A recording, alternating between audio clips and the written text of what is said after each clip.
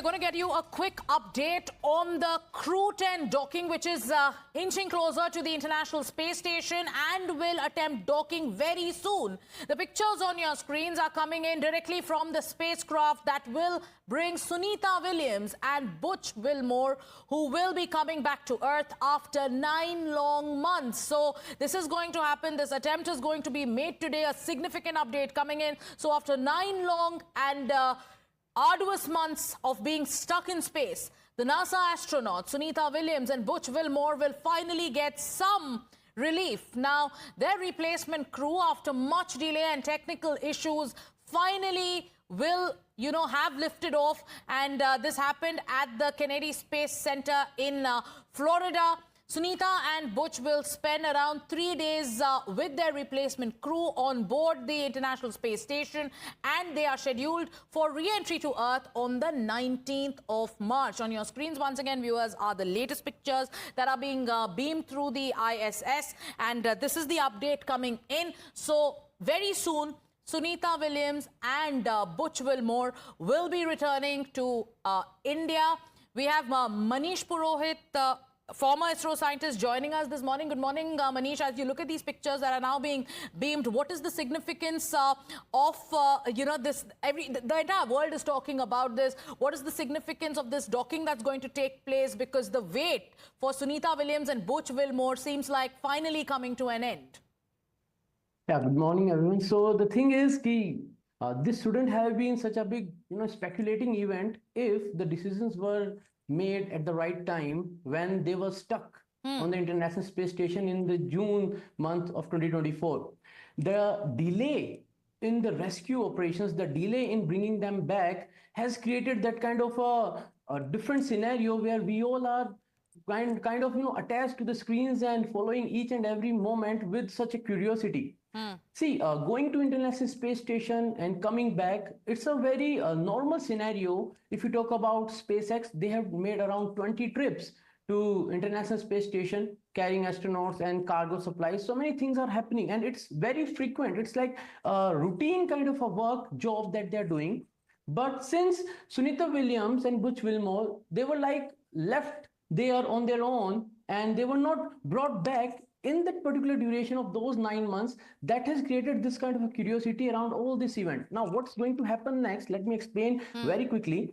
Crew-10 Dragon, as we can see on the screens, this will dock with International Space Station. Then with some procedures that are to be followed, within few hours, the astronauts inside the Crew Dragon, they will make their way into the International Space Station after all the checks, security checks, leak checks, everything. Then there will be a process of knowledge transfer and handover of the responsibilities. Crew-9, that is already on the International Space Station, they will tell all the research work that they are doing, all the different installations that they have done, and what all is right now happening. It will be updated to the incoming crew. So a kind of a handshake will happen, and the information will move from Crew-9 to Crew-10. Then Crew-9 will board their Dragon that is already right now docked to International Space Station, in which Crew-9 came. In that particular Dragon module, Sunita and Butch will join the 2 members of the Crew-9 that have flown in the month of September, October 2024 to the International Space Station, and on 19th, they will make their way back to Earth. Okay, so, Manish, there are a lot of questions also being asked with regards to the possible health complications that the stranded astronauts could face. While now the entire focus and the priority is definitely on the docking and to, the replacement that's now going to happen after all these delays. But, once Sunita and Butch Wilmore return, there are some health complications that many are talking about. Could you share some insight on the same? Yeah, actually, see, we all are well adapted to the gravity. That is the one thing. And when we are in International Space Station, so astronauts, they stay there in the situation where there is microgravity. So gravity plays a very important role. There are so many biological processes in our body that are adapted to the force of gravity that we feel every moment, every second of our life. So when we're in International Space Station, that is the one thing that results in, decrease in the bone mass density, and then the process of different biological units of our life, of our body. But the main thing is, the bigger stress on these astronauts was the uncertainty of the Yes. date of return.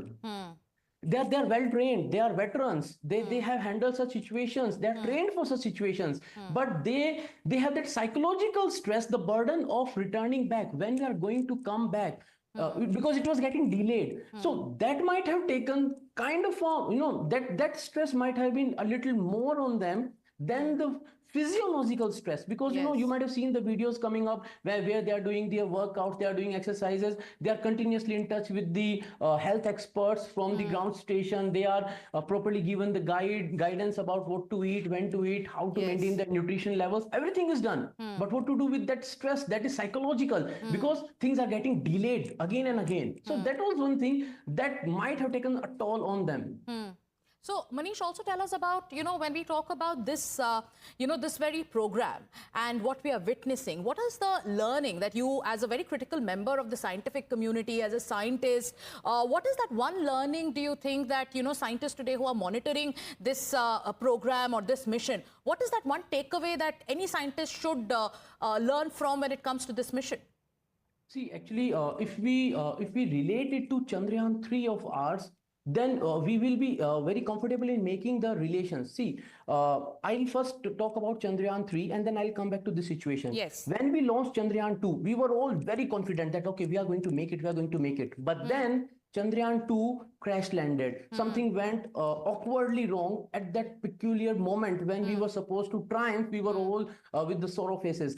So we learned one thing, that how much you plan for the success, the space is very rude, very harsh. If you talk about this situation, see, they are well trained, everything is taken care of, all the certifications of different equipments, components, everything goes through a very strict routine. Right. But still, Boeing Starliner faced issues. So the thing is, if there is, there is a word called probabilistic approach and there is a word called deterministic approach. When we talk about space launches, we can't move with probabilities. Probabilities can play havoc in terms of space missions, and we have seen that when we talk about Chandrayaan 2 and Chandrayaan 3, the confidence level was so high that yes, this time we are going to do it. Why? Because we have taken care of all the possible things that can go wrong. Yes. And we have already taken steps to mitigate them if it happens so up there. So right now, see, we are also planning for our Gaganyaan mission. We are also planning to send our astronaut, our Gagan Yatris in space. Yes. So this is something that ISRO will be very closely monitoring Yes. to understand that what are those peculiarities. And Manish, that was exactly what I was